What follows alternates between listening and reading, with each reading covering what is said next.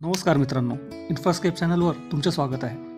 मित्रांनो, मुंबईमध्ये आज जितक्या मेट्रो लाईन्स ऑपरेशनल आहेत किंवा अंडर कन्स्ट्रक्शन आहेत, त्या एका सबबपासून दुसऱ्या सबबपर्यंत स्ट्रेट लाईन कनेक्टिव्हिटी देतात आणि वेगवेगळ्या रेसिडेन्शियल एरियाज आणि बिझनेस झोन्सला एकमेकांशी जोडतात.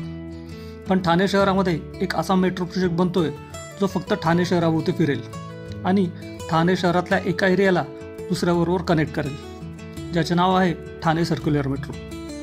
पण देशातील इतर मेट्रो लाईनपेक्षा पूर्णपणे वेगळी असलेली ही मेट्रो लाईन का बनवली जात आहे, त्याच्यामागे काय कारण आहे ते आपण समजून घेऊ. ठाणे ही मुंबईनंतरची सर्वात फास्ट डेव्हलपिंग सिटी आहे. तसेच अंदाजे 26 ते 27 लाख लोकसंख्या असलेल्या या शहराची लोकसंख्या दिवसेंदिवस वाढत चालली आहे. पण इतक्या मोठ्या लोकसंख्येला केटर करण्यासाठी शहरात कनेक्टिव्हिटीसाठी फक्त एक मेजर हायवे आहे, ईस्टर्न एक्सप्रेस हायवे, आणि एकमेव रेल्वे स्टेशन आहे जे नेहमी ओव्हर क्राऊडेड राहते. त्यावर सोल्युशन म्हणून मेट्रो लाईन 4 प्लॅन केले आहे. पण तरी या लाईनचा पूर्ण ठाणे शहराला फायदा होणार नाही, कारण ठाणे शहराच्या इंटरनल भागात राहणाऱ्या लोकांना या मेट्रो लाईनचा काही फायदा होणार नाही. आणि हाच प्रॉब्लेम सॉल्व्ह करण्यासाठी ठाणे सर्क्युलर मेट्रोची कन्सेप्ट मांडण्यात आली. ऑगस्ट 2024मध्ये या प्रोजेक्टला अप्रुव्हल मिळाले. ही एक 29 किलोमीटर लांबीची मेट्रो लाईन असेल, ज्यामध्ये एकूण 22 स्टेशन्स असतील, ज्यामध्ये 20 स्टेशन्स एलिव्हेटेड आणि 2 अंडरग्राऊंड स्टेशन्स असतील.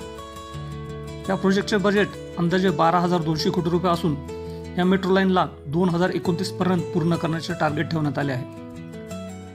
ठाणे सर्क्युलर मेट्रो ठाणे शहरातील सर्व महत्त्वपूर्ण एरियाजला कनेक्ट करेल, जसे की रायला देवी मंदिर, वागळे सर्कल, लोकमान्य नगर, शिवाजीनगर, निळकंठ टर्मिनल, गांधीनगर, काशीनाथ घाणेकर नाट्यगृह, मानपाडा, डोंगरीपाडा, विजयनगर, वाघबीड, वॉटरफ्रंट, पाटलीपाडा, आझादनगर, मनोरमा नगर, खोळशेत, बाळकुम नाका, बाळकुमपाडा, राबोडी, शिवाजी चौक, ठाणे स्टेशन आणि न्यू ठाणे. या मेट्रो लाईनला मेट्रो लाईन 4 आणि मेट्रो लाईन 5 बरोबर सुद्धा इंटिग्रेट केले जाईल. त्यामुळे मुंबई, भिवंडी आणि कल्याण या शहरांबरोबर कनेक्टिव्हिटी वाढेल. या मेट्रो लाईनमध्ये 25 किलोवॅट ॲक्सी ओव्हरहेड इलेक्ट्रिफिकेशन केले जाईल. तसेच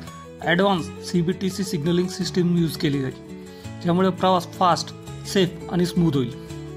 2025च्या सुरुवातीला या प्रोजेक्टचे सॉईल टेस्टिंग आणि ग्राउंड वर्कचे काम सुरू झाले आहे.